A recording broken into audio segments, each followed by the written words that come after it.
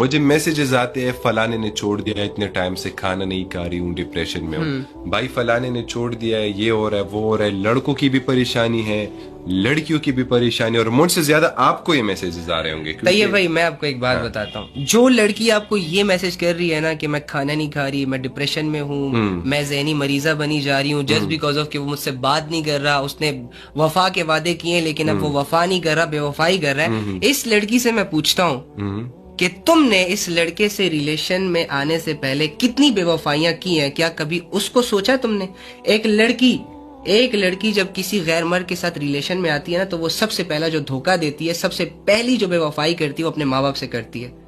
اس کے بعد اپنے بھائی سے کرتی ہے، جو بھائی سے بھی چھپ چھپ کر اس سے بات کر رہی ہے، ماں باپ سے بھی چھپ چھپ کر اس سے بات کر رہی ہے، ٹھیک ہے، گھر والوں سے ساروں سے چھپ کر ایک ریلیشن بنا رہی ہے. یعنی ماں باپ کے 20 سال کا ریلیشن اس کے لیے کوئی میٹر نہیں کر رہا، بھائی کا 15-20 سال کا ریلیشن اس کے لیے میٹر نہیں کر رہا، اور یہ اپنے لیے اس لڑکے میں محبت ڈھونڈ رہی ہے اس کی زندگی میں آئے ہوئے جسے 10-15 دن ہوئے ہوتے ہیں. وہ لڑکا چھوڑ جائے تو یہ ڈپریشن میں چلی جاتی ہے، یہ انزائٹی ہو جاتی ہے، اسے پینک اٹیک آنے شروع ہو جاتے ہیں. اور اس نے جو 20 رشتوں سے بے وفائی کی ہے اس ایک کی خاطر،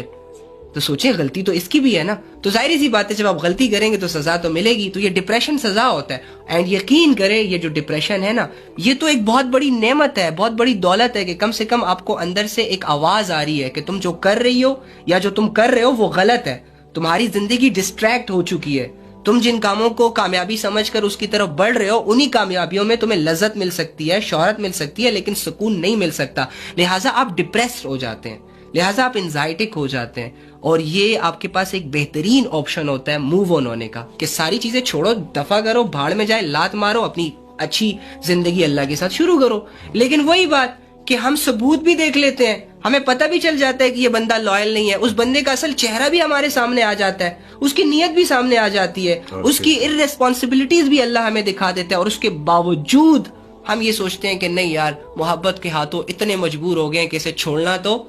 عذاب ہے ہمارے لیے، بس رہ لے میرے ساتھ، باقی یہ شرابی ہے، کبابی ہے، باقی مجھے مارتا ہے، میری زندگی اجاڑتا ہے، وہ میں سہ لوں گی لیکن بس یہ بے وفائی نہ کرے. تو یہ ایک عجیب چیز ہوگی. بھائی اپنی زندگی ان دنیاوی فلسفوں سے، ان دنیاوی ریلیشن سے آزاد کریں، اللہ کے ساتھ بہترین تعلق بنائیں، انشاءاللہ آپ کو کبھی دکھ نہیں ملے گا،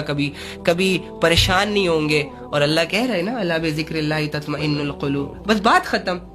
ہم آئی لو یو پر یقین کر رہے ہیں، آئی لو یو کو سن کر اپنی جان نچھاور کرنے کی باتیں بھی کر دیتے ہیں، لیکن اللہ بذکر اللہ تطمئن القلوب کو سن کر کوئی اثر نہیں ہوتا. کہ اللہ کہہ رہا ہے کہ تمہارے دل کا سکون جو ہے وہ میرے ذکر میں چھپا ہے، میری یاد میں چھپا ہے. جب تم مجھ سے جڑو گے، جب مجھ سے کنیکٹ ہو جاؤ گے، تمہاری زندگی کی بہاریں شروع ہو جائیں گی، پھر تمہیں کسی کی ضرورت نہیں ہے اسپیشلی ان مٹی کے پتلوں کی. بہترین بات.